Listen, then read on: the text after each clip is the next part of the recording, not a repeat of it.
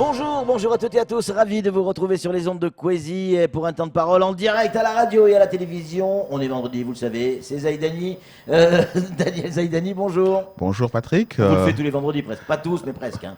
Écoutez, moi c'est toujours un grand plaisir de venir échanger avec vous et la population. Et nous on en a besoin parce que vous avez l'expérience d'un président du conseil départemental, l'expérience de l'opposition, donc toutes les expériences sont là pour pouvoir en débattre avec nous et c'est important. Et justement, si je me suis permis de vous appeler hier pour vous inviter aujourd'hui, c'était pour réagir à la venue de Marine Le Pen. Elle était sur ce plateau, bien évidemment, elle a fait une petite tournée ici à Mayotte. Ça fait la 3e ou 4e fois qu'elle vient à Mayotte. Elle dit qu'elle est mahoraise. Comment vous avez perçu son discours ? Écoutez, ce qui est clair, c'est que Marine Le Pen aujourd'hui s'enracine de plus en plus dans le paysage politique local. Oui. Elle a un discours qui séduit la population. Oui. Je crois qu'elle répond aux attentes et aux inquiétudes de la population et qu'elle fait des propositions qui pourraient potentiellement changer les choses. Vous savez, qui aurait pu imaginer qu'en 2012, Marine Le Pen, qui termine les élections présidentielles avec 2,7% à Mayotte, 5 ans plus tard, elle réussit à faire 27% dès le premier tour. C'est ça, Marine Le Pen. Marine Le Pen, c'est une personne qui réussit à faire 23% à La Réunion. Alors qu'il y a 20 ans en arrière, lorsqu'on disait que la famille Le Pen ou le Front National devait venir en Outre-mer, c'était des cailloux qui attendaient ces hommes et cette famille politique à l'aéroport. C'est-à-dire que les déplacements du Front National en Outre-mer étaient très mal perçus de par le discours qui était tenu jusqu'avant. Mais le problème, c'est que la réalité économique et sociale a rattrapé l'Outre-mer et l'absence de réponse concrète des différents gouvernements, que ce soit de droite, de gauche et maintenant du centre, n'ont pas réussi à apporter l'apaisement nécessaire pour stabiliser les Outre-mer, en commençant par Mayotte. Daniel Zaïdani, vous dites les Mahorais entendent ce discours et se laissent séduire par ce discours. Je vous pose la question à vous. Vous, personnellement, vous êtes un homme public, un homme politique. Est-ce que ce discours vous séduit à vous ? Ce qui me désole, c'est que depuis plus de 15 ans, où nous parlons de immigration clandestine, c'est de constater que jusqu'à présent, toutes les propositions qui sont faites sont en total décalage avec la réalité locale. Je ne vais pas très loin. Avant-hier, les 2 procureurs de la République à Mayotte, avec le sénateur Tani, parlaient de la loi sur l'immigration, de l'asile et de l'immigration. On présentait la loi et ont mis en avant que si on voulait endiguer l'immigration vers Mayotte, il fallait que les Mahorais, encore une fois, il fallait que les Mahorais arrêtent d'héberger ou de donner du travail. Mais est-ce que l'État n'a pas une responsabilité forte dans cette situation ? Est-ce que l'État garde réellement les frontières de Mayotte ? Est-ce que l'État fait le rattrapage social et économique à Mayotte ? L'INSEE a sorti les chiffres du chômage. On est passé soi-disant de 25% à un bond qui atteint les 35%, faisant de l'île de Mayotte le territoire où il y a le plus de chômeurs. Savez-vous le chiffre qui n'a jamais été mis sur la table publiquement par l'INSEE, à savoir le chômage des jeunes? Il est dans la note. Il est de 53% le chômage des moins de 25 ans. C'est un chiffre énorme. Quel espoir et quelle perspective croyez-vous que ces jeunes ont sur le territoire de Mayotte? Et vous pensez que Marine Le Pen peut amener les réponses à ça? Non, ce que je veux vous dire, c'est que lorsqu'on dit et lorsqu'on prétend qu'on veut lutter contre l'immigration clandestine, il est essentiel de trouver les racines du mal. Comment pouvez-vous penser 5 minutes que je peux croire qu'il y a sur le territoire de Mayotte une lutte contre l'immigration clandestine lorsque, tout au long de la journée, je ne parle même pas de la nuit, au cœur de Mamoudzou, je parle de les alentours de la Barge et de la BFC. C'est au cœur de Mamoudzou, il n'y a pas besoin de monter d'équipes sur-entraînées pour aller dans les collines à Kaweni, comme on aime bien le médiatiser de temps en temps, en mélangeant les gendarmes, les policiers et les agents du tribunal de la préfecture, faire des expéditions dans les forêts de Mayotte, alors qu'au cœur de Mamoudzou, nous voyons se développer un commerce illicite de revente de produits sans aucune déclaration. Qu'on est obligé d'enjamber pour sortir de la barge. Et sans aucune inquiétude.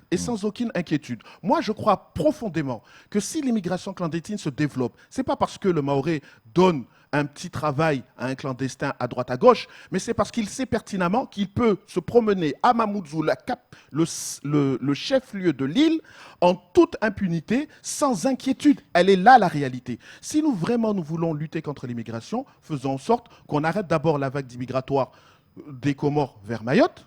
Mais aujourd'hui, vous allez à Mamoudzou, dans ce lieu autour de la jetée, il n'y a plus un seul Comorien. C'est une immigration exclusivement maintenant.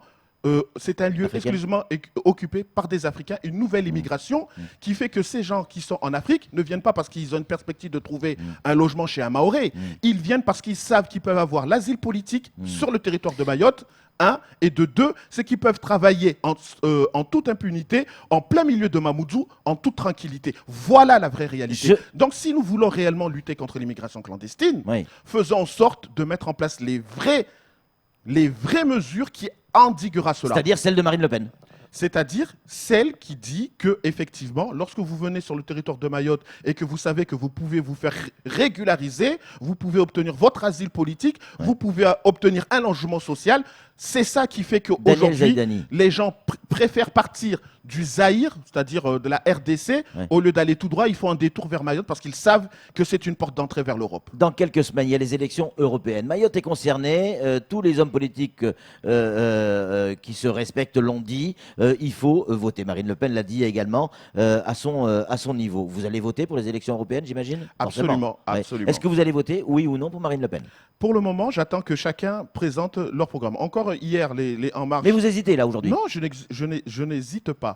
Je dis simplement que j'ai besoin d'avoir des mesures concrètes pour Mayotte. Jusqu'à présent, jusqu'à preuve du contraire, le seul parti qui s'est présenté sur le territoire de Mayotte et a présenté son programme, c'est Marine Le Pen. Donc à la minute où on parle, sauf avis contraire, vous seriez prêt à voter pour Marine Le Pen ? Nous avons jusqu'au 26 mai pour nous décider. D'accord. En ce qui me concerne, je considère qu'à ce jour, le seul parti qui a fait des propositions en faveur de Mayotte, c'est Marine Le Pen. Il ne s'agit pas de dire que je vais voter pour Marine Le Pen. Je constate que la seule personne qui a présenté des mesures en faveur de Mayotte, c'est Marine Le Pen. J'attends que tous les partis en fassent autant, mais je dis encore une fois que la popularité de Marine Le Pen vient de l'effondrement des mesures adéquates à la situation actuelle. C'est-à-dire quoi ? C'est l'échec de tous les autres partis politiques, y compris le vôtre, le MDM. C'est l'absence de mesures d'État. La politique, la régulation, la régulation de l'immigration clandestine est une compétence à 100% de l'État. Il ne s'agit pas de l'échec de Daniel Zaidani ou des partis locaux de Mayotte. Il s'agit en premier lieu de l'échec de l'État à Mayotte. Et les conséquences, c'est effectivement toute la population locale qui en subit les conséquences. Moi, ce que je demande, c'est que dans un premier temps, ce que les responsables de l'État qui œuvrent dans cette compétence admettent leur échec. Jusqu'à preuve du contraire, vous pouvez interroger n'importe quel représentant de l'État dans sa compétence, il vous dira qu'ils font le boulot. Il vous dira qu'ils se démènent. Ils vous diront qu'ils font leur job. Mais la réalité, c'est que année après année, le niveau d'immigrés à Mayotte ne progresse. Et donc, toutes les mesures qui ont été faites jusqu'à présent n'ont apporté aucun succès sur le territoire de Mayotte. C'est ça la réalité. Camar, qui est le rédacteur en chef de Rien du tout, a une question à vous poser. Alors, bien évidemment, Daniel Zaidani, quand on a reçu Marine Le Pen, on a eu une avalanche de polémiques dans les réseaux sociaux qu'on n'avait pas à l'inviter, en tout cas, sur ce plateau ou à Mayotte. Mais vous, quand on vous entend votre discours et qu'on écoute également les autres politiques locaux, on a l'impression que depuis des années qu'elle tire la sonnette d'alarme, surtout concernant Mayotte, les autres politiques, pas vous, puisque là, vous dites exactement le contraire de ce que pensent les autres. Quel est, votre sentiment par rapport aux autres, quand vous entendez les autres politiques la descendre, alors qu'aujourd'hui, on connaît tous le même problème. Vous venez très bien de le détailler. Le problème qui nous concerne Mayotte, elle le connaît par cœur, et les autres politiques continuent à la descendre en disant non, elle n'a pas sa place ici. À Mayotte, nous ne pouvons pas avoir le raisonnement de métropole. Vous savez, lorsque en 2006, le ministre de l'Outre-mer à l'époque, je crois que c'était Estrosi, non, c'était Barouin, qui avait proposé une remise en question du droit du sol. Ça avait vraiment défrayé la chronique, levé de boucliers, disant attends, sacro-saint, intouchable, interdit de faire ça, etc. 15 ans plus tard, cette mesure, un socialiste la met en place, un membre du gouvernement En Marche la met en place. peut-être pas entièrement ou comme j'aurais préféré que cela se fasse, mais quoi qu'il en soit, ça a été fait et personne s'en est opposé. Ce qui veut dire concrètement que la situation exceptionnelle de Mayotte nécessite des mesures exceptionnelles qui ne seront peut-être pas applicables en France métropolitaine. C'est ça que je dis. Lorsque vous avez quasiment 50% de la population qui est émigrée et que cela n'a eu de cesse de progresser ces 20 dernières années sans cesse, ça veut dire que les mesures qui ont été mises en place jusqu'à présent ont été inefficaces et nécessitent d'aller arpenter des chemins inédits. Situation exceptionnelle, mesures exceptionnelles, c'est ce que je dis. Tant que nous voulons calquer le schéma métropolitain pour réguler l'immigration de Mayotte, nous n'y arriverons pas. L'immigration en France, c'est moins de 10%. Celle de Mayotte, c'est 50%. Les mesures ne peuvent pas être les mêmes. C'est ça que je dis. Les frontières doivent, les tabous doivent être dépassés et les fonctionnaires métropolitains qui ne resteront jamais à Mayotte et qui nous laisseront dans notre merde dans laquelle nous nous trouvons, ce n'est pas eux qui ont à me donner des conseils. Nous devons les conseiller. Et c'est ce que je fais. Effectivement, mon discours peut ne pas plaire. Je ne dis pas que je vais voter Marine Le Pen. Je ne dis pas que c'est elle qui va faire la révolution à Mayotte. Je dis que les propositions à faire pour lutter contre l'immigration clandestine, ce n'est pas celle qui consiste à dire que si nous voulons lutter contre l'immigration clandestine, il faut que le Mahorais arrête d'héberger ou de faire travailler un immigré. Soyons très clairs.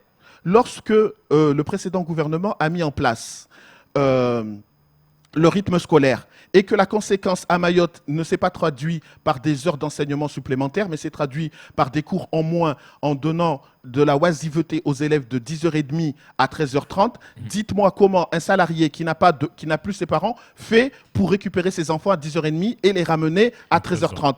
Il fera appel, et ne nous mentons pas, à des personnes qui accepteront de le faire et les seuls qui sont en capacité de le faire, ce sont des clandestins. C'est ça la réalité. Ça veut dire que l'État, de par les mesures qu'elle veut étendre sur le territoire de Mayotte et qu'elle étend de force sur le territoire de Mayotte, favorise le recrutement des immigrés. Comment pouvez-vous imaginer que le système des tickets qui permet de faire appel à des nounous pour garder ses enfants n'est pas étendu à Mayotte? Ça veut dire qu'indirectement, on invite les Mahorais à faire sans ticket et donc à faire appel à l'immigration clandestine. Comment pouvez-vous imaginer que lorsque vous n'avez pas de RSA au même niveau que la métropole, c'est-à-dire que vous obtenez 50% du RSA, c'est-à-dire 250 € au lieu de 500 €, comment voulez-vous que si vous avez un petit coin de 9 mètres carrés à louer, que vous allez le louer dans des conditions dignes de la réalité? Le plus pauvre de France, hein. Voilà. Donc, la fête du référendum qui est aujourd'hui, parce que c'est aussi le sujet on va en du parler, jour. Daniel. Je voudrais juste que vous puissiez répondre à une question d'un auditeur. Et la même question revient déjà au moins 4 fois. Mais je comprends. Quasiment. Comment vous, centriste, MDM, vous pouvez avoir le discours du Front National? Je n'ai pas le discours du Front Ah, National. vous le reprenez, Daniel? Je n'ai pas le discours du Front National.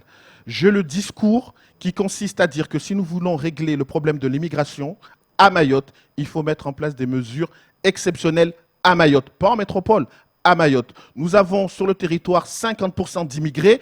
J'invite tous les décideurs et les responsables d'État à se poser la question, est-ce que sincèrement vous croyez réellement que les gens partent en kwassa dans des conditions déplorables, dangereuses, ou traversent la moitié du continent africain pour venir jusqu'à Mayotte parce qu'ils se disent que à Mayotte, ils vont avoir un hébergement? Non, cet hébergement, ils peuvent l'avoir n'importe où. Ils viennent à Mayotte parce qu'ils savent que la préfecture de Mayotte régularise les situations des clandestins lorsqu'ils arrivent à Mayotte. C'est ça la réalité. Ils viennent à Mayotte parce qu'ils savent que lorsqu'ils cherchent du boulot, un vendeur, un grand groupe leur donneront du boulot et ils vendront en toute impunité à la barge de Mamoudzou leurs produits, que ce soit maraîchers ou produits made in China. C'est ça la réalité. Je le vis quotidiennement. Il y a un an, on le voit tous, hein.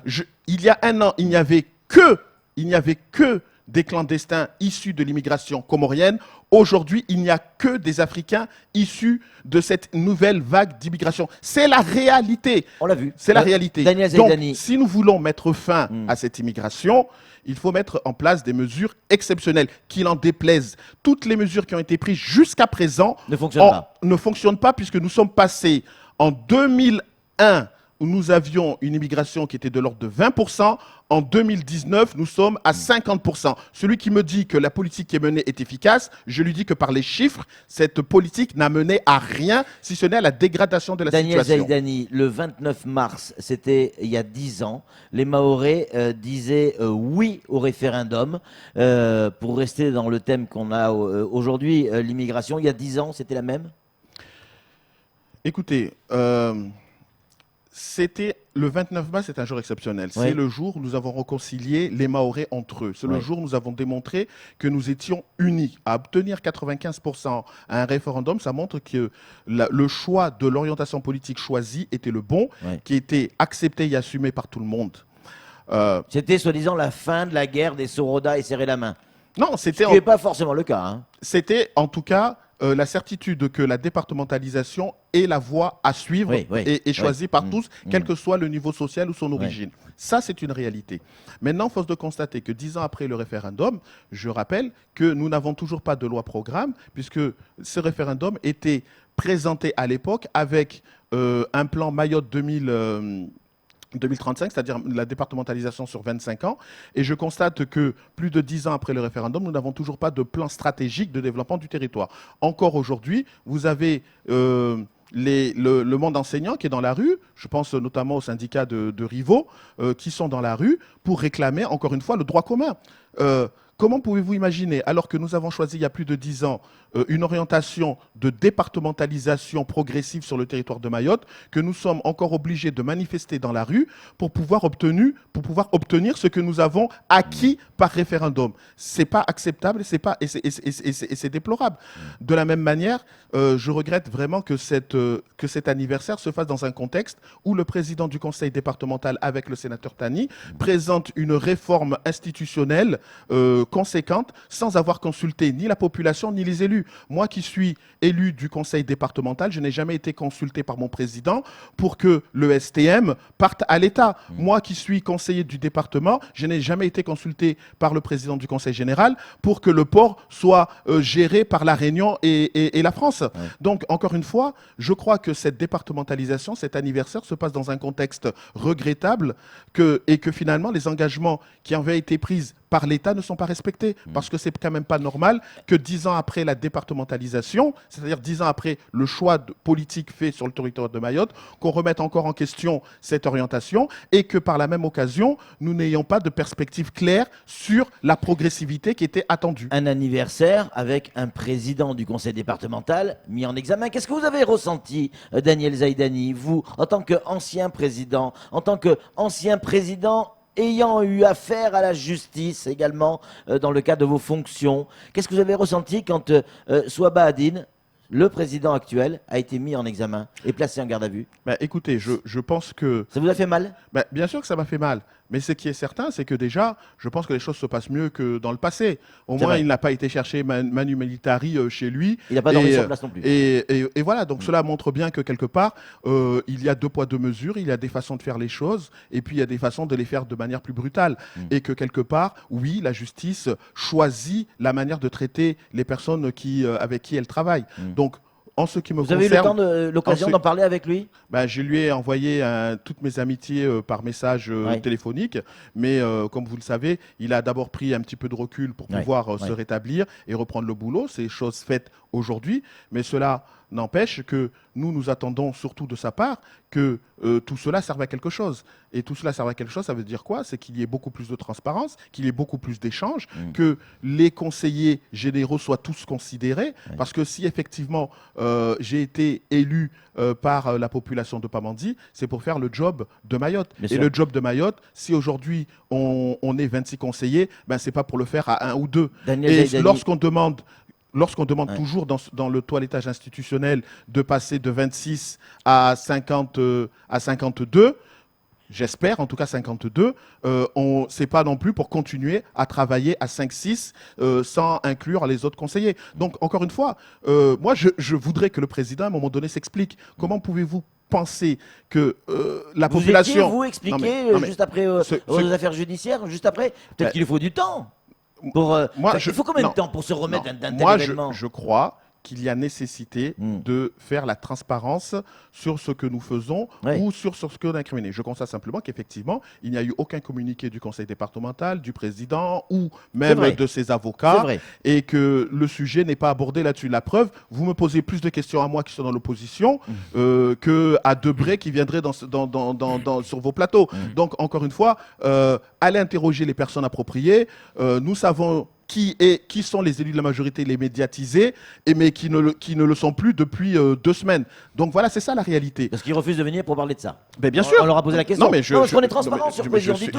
On les a appelés. Je crois qu'à partir... La réponse a été claire. Notre avocat nous a dit de fermer notre gueule. Voilà ce qu'on m'a dit. C'est pour cette raison que je pense que ce n'est pas la bonne méthode. Il y a une nécessité d'expliquer à la population ce qui se passe, ce qui s'est passé et ce qui va se passer.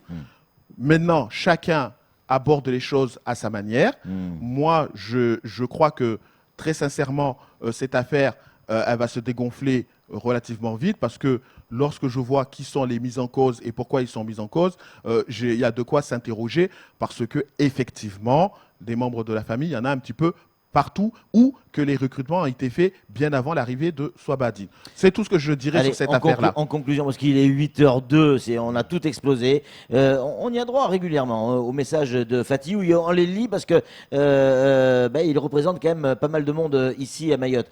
C'est un message de Fatih, que vous connaissez forcément. Bonjour, merci pour la clarté du discours, monsieur Zaïdani. Il faudrait être constant dans ses prises de position. Ce discours n'est pas celui du Front National, c'est le discours des Mahorais français qui habitent sur ce territoire, comme moi, je n'héberge pas de clandestins.